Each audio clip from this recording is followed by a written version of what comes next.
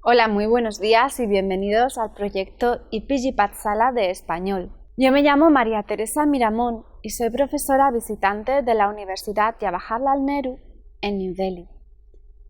Hoy vamos a seguir con el módulo 20 del paper 13, que es un repaso de los últimos módulos que hemos visto en este paper. La finalidad de este módulo, como hemos dicho, es recoger la información esencial de las 5 secciones anteriores de forma resumida.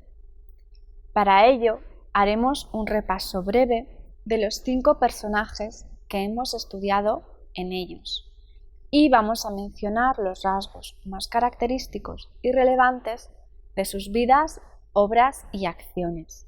Se trata de algunos de los cronistas más relevantes de las Indias y también de personajes en que a día de hoy son considerados únicos. Esto se debe al carácter innovador de sus acciones en el momento en el que tuvieron lugar. Asimismo, gracias a hombres como los que en esta sección se describen, a día de hoy conocemos parte de la historia de la conquista de América. Vamos a comenzar con Gonzalo Fernández de Oviedo.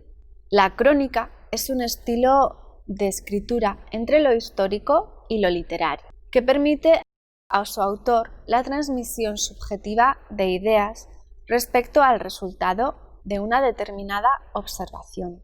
Estas crónicas de Indias eran los informes llegados de ultramar, escritos por los cronistas autorizados, que narraban hechos o datos de cualquier índole relativos a la conquista del Nuevo Mundo.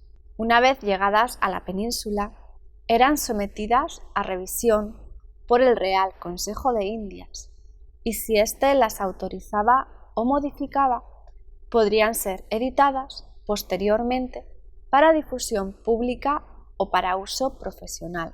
En resumen, la información que contenían las crónicas debía pasar la censura y responder a las normas de conducta implantadas por la autoridad real respecto a los temas del Nuevo Mundo.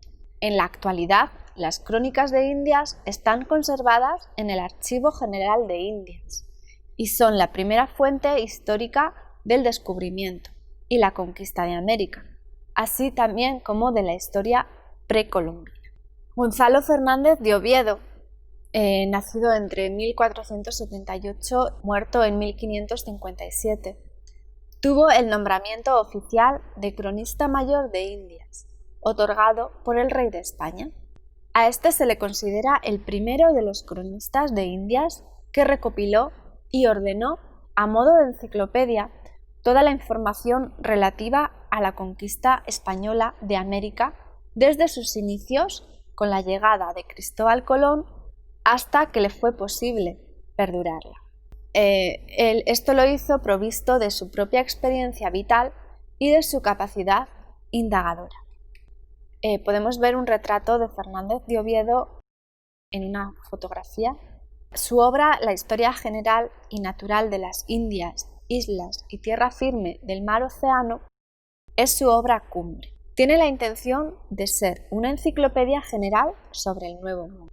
En la primera parte de la obra, el autor entremezcla en sus comentarios tanto las intenciones de su obra como las alabanzas constantes a la magnífica obra del Imperio Español capitaneada por el rey, además de una considerable cantidad de argumentos por los que se considera suficientemente autorizado para la creación de esta extensa obra.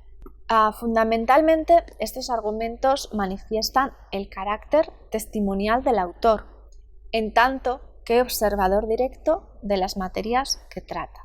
La historia general y natural de las Indias, islas y tierra firme del mar Océano es una obra ambiciosa que se convirtió en un clásico de referencia para posteriores trabajos de igual propósito. Estaba escrita en castellano, puesto que su autor deseaba que la difusión de su contenido fuera de fácil comprensión para la mayor parte del público de habla castellana, y en poco tiempo fue traducida al latín, al italiano y al inglés.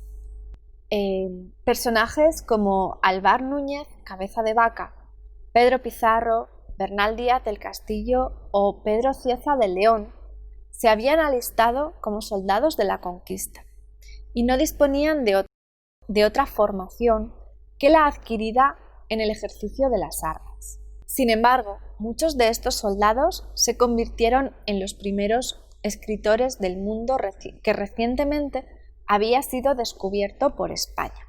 Además, alguno de ellos, como Pedro Cieza de León, ha sido considerado entre los más meticulosos y veraces representantes de la historiografía de Indias. En 1548, Cieza se trasladó a la ciudad de los Reyes, la actual Lima, donde fue nombrado cronista oficial de Indias. Como acabamos de ver, cuando Pedro Cieza de León llegó a tierras peruanas, en el virreinato se estaba pasando por un periodo agitado y violento a causa de las guerras civiles.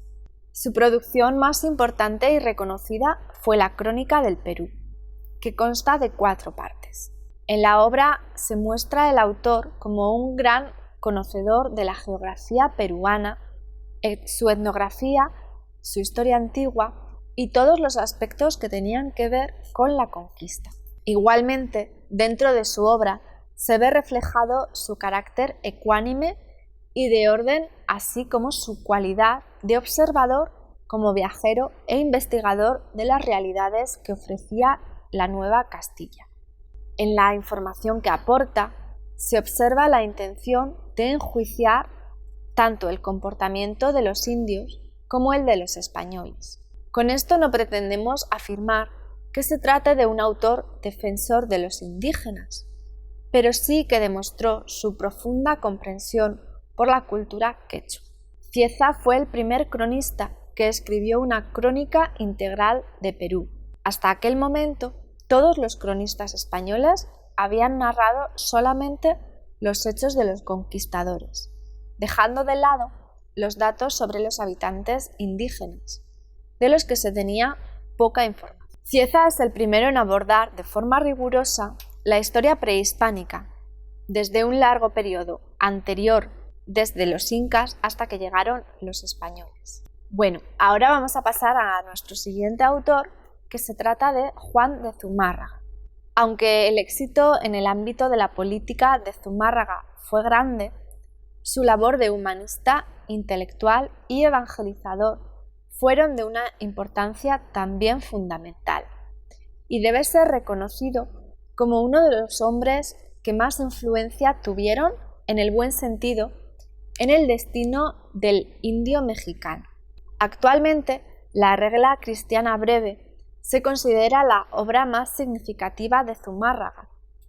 Se imprimió en 1547 y en ella encontramos reflejada la espiritualidad de figuras cristianas tan importantes como San Pablo, San Agustín, San Gregorio Magno, Santo Tomás de Aquino, Erasmo o Tomás Moro, además de otros personajes predicadores de la antigüedad clásica, como Séneca, Salustio o Cicerón.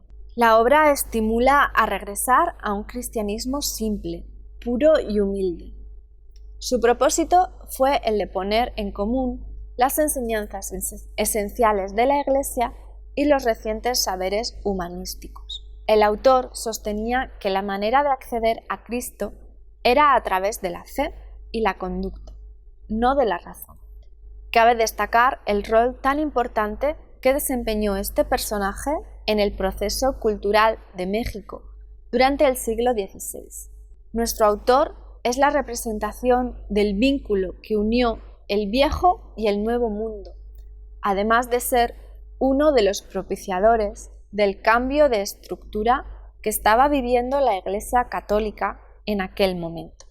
El primer obispo de México tenía como misión catequizar, enseñar la religión a los indígenas, propagar y revisar la comunidad cristiana en la Nueva España. Bueno, y ahora vamos a pasar al siguiente autor, que se trata de Vasco de Quiroga. El emperador Carlos V le hizo una importante oferta al licenciado Quiroga. Entre 1529 y 1530 le ofrecería a don Vasco elegir entre ser gobernador de una provincia española, inquisidor o algún cargo relacionado con la conversión de los judíos o un puesto de justicia en la Nueva España. En enero de 1530, Vasco de Quiroga fue nombrado oidor de la Segunda Audiencia de México, formando parte del equipo que sustituiría a la Primera Audiencia bajo el mandato de Nuño de Guzmán. En 1535, el Consejo de Indias propone a Vasco de Quiroga como obispo de Michoacán y en 1538 es consagrado en el mismo día sacerdote y obispo. El territorio que le fue asignado al nuevo obispo estaba poblado por indígenas que habían vivido los malos tratos de los conquistadores. El objetivo de Quiroga era que los indios se agruparan en pueblos y que viviesen bajo una organización que atendiera tanto el aspecto espiritual como el político. Sin embargo, para implantar tal proyecto, él no creía en la fuerza, sino que apostaba por un modelo pacífico de conversión. Quiroga siempre terminaba situando sus ideas al lado de las que favorecían la libertad de los indígenas. Hasta aquel momento, la evangelización y educación de los naturales se había llevado a cabo por medio del método utilizado por los franciscanos. Este sistema apostaba por enseñar la doctrina cristiana a grupos de niños y jóvenes a través de intérpretes. Cuando los maestros consideraban que estaban preparados, los mandaban a sus poblados para difundir lo aprendido. La intención de Quiroga era juntar a los nativos en ciudades y formarlos en una comunidad en la que, además de trabajar, recibían educación cristiana. Esta organización de la vida de los indígenas en ciudades en las que aprendieran artes y oficios y se les inculcara la fe es la proposición más importante de don Vasco en lo referente a la historia de la creación de comunidades de indios. Nos encontramos inmersos en el humanismo del siglo XVI, que se ponía de manifiesto en la filosofía, política, literatura y en el arte en forma de revolución cultural. En España, estas manifestaciones venían representadas de la mano de personajes como Nebrija, Vives Alonso o Juan de Valdés. Los humanistas anhelaban un mundo que se bastase a sí mismo, libre de las heridas y los errores del pasado. Este deseo se persigue a través de la idealización del presente, que tiene como consecuencia la alabanza de los niños y sus juegos, los cantares del pueblo, el indígena puro, sin influencias de la civilización, o la alabanza de aldea frente a la vida cortesana. Fue gracias a esta atmósfera que surgieron las utopías renacentistas. Un ejemplo de propuesta utópica fue la que escribió Tomás Moro. Nuestro protagonista, como buen seguidor de Moro, adoptaría el sistema utópico con el fin de ordenar la vida de los indios a través de una extraña política en la vida en la que se mezclaban el mundo ideal y el mundo real. Las ordenanzas son los escritos que dejó don Vasco, en los que se encuentran las normas para el gobierno de los hospitales de Santa Fe en México y Michoacán, donde sentó las bases de un nuevo sistema de organización social, fundado en los humanistas del siglo XVI, porque deseaba un mundo igualitario, pero con raíces indígenas. Se trata de una de las figuras más destacadas de España en México, con una importante influencia a través de sus acciones y sus escritos. Entre sus escritos se encuentran los siguientes: La doctrina para los indios y sermones y las reglas y ordenanzas para el gobierno de los hospitales de Santa Fe, México y Michoacán. Ahora vamos a pasar a nuestro siguiente autor, que es Francisco López de Gómara. Nos encontramos en el siglo XVI, un periodo de auge económico de Europa, convirtiéndose España en la superpotencia europea del momento. Además, aquel siglo fue testigo, a raíz del descubrimiento del territorio americano, de las numerosas expediciones que los españoles realizaron por el Nuevo Mundo, al Océano Pacífico y Asia, completando así la primera vuelta al mundo de la historia. En cuanto a la cultura y mentalidades, en España se vivía un momento de apogeo que iba de la mano de la expansión de las corrientes humanistas, que veían sus fundamentos en las ideas propagadas por Erasmo de Róterdam. El humanismo pretendía defender unos ideales de tolerancia dentro del contexto intolerante y de represión en el que se ubicaba. Hablamos de las acciones de la Inquisición y de la realización del ideario del Concilio de Trento. La Inquisición representa una institución judicial que fue creada por el pontificado en la Edad Media, con el objetivo único de localizar, procesar y sentenciar a las personas consideradas culpables de herejía. Más tarde, ya en el siglo XV, la Inquisición pasó a estar controlada directamente por la monarquía española, ampliando su acción a los terrenos colonizados de América. En el siglo XVI tuvo lugar también la celebración del Concilio de Trento, como ya hemos dicho, unas reuniones por parte de la Iglesia Católica.